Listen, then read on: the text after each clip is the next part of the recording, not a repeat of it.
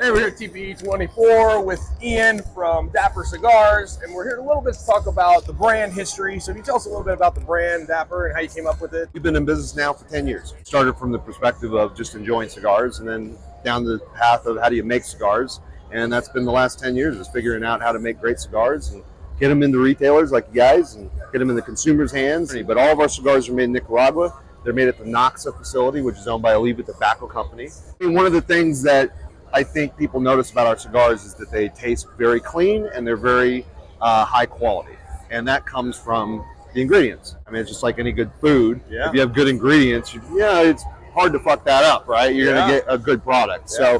So that's where Reith Tobacco comes in hand, is that we have great tobacco from all over the world, and we can blend with those tobaccos to make. We get a stand on the shoulder of giants, per se, right? Yeah, that's great. And Noxa is a huge facility, great factory, ran in part by Reith Tobacco and a couple other partners. It's an old established factory, and that's how we're able to make really high quality cigars, I think. Tell me about your most popular cigar, the La Madrina Shade. It's selling really well on Klaro Cigars. Yeah. Everybody seems to love it. So you have it out here? We have it right here. So La Madrina Shade, this came about because our original cigar that I started with was Klaro. And Klaro was our only Connecticut Shade cigar. And unfortunately, it just didn't resonate. Even though I loved the cigar and it was our very first cigar, we actually dropped the Connecticut Shade cigar probably 6 years ago. And so I was actually at a meeting with Nick Perdomo, and he basically scolded me for not having a Connecticut Shade cigar, because so much of the market is Connecticut Shade cigars. So he's like, how many cigars do you have? You don't have a Shade cigar. What are you doing?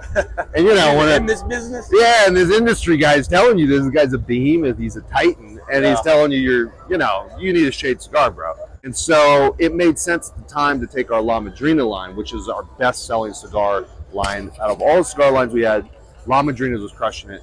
And we just thought, well, if we're going to make another Connecticut Shade cigar, it should be based on the La Madrina line. And so we basically changed it a little bit in the fillers to make it a little bit smoother than the La Madrina, because that Connecticut Shade wrapper, it gets a little peppery, it gets a little bitey. So we want to try to take that away. And since then, I mean, it's become our far and away bestseller. It sells more than the entire lines. I'd like to think it's a fulfilling Connecticut Shade cigar without too much of that pepper bite and with a little bit of complexity. I hate to use the term, it's not your father's Connecticut Shade cigar, but it kind of isn't, because I think it's just a different cigar, elevated more than a typical Connecticut Shade. You find it harder to make more like a Connecticut cigar or like a darker cigar? It is harder to make a Connecticut Shade cigar, I think, that doesn't have the characteristic pepper bite.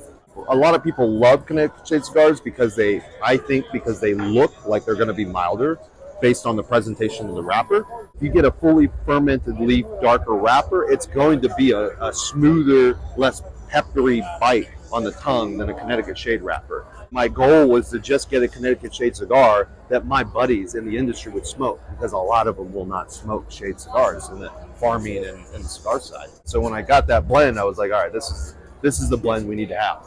Well, thanks, Ian. I appreciate it. We love Dapper. Thank you so much. Glad to have you on board. Yeah, thank you so much, man. I appreciate your business. I appreciate all the consumers that you reach out to, and thanks for the opportunity.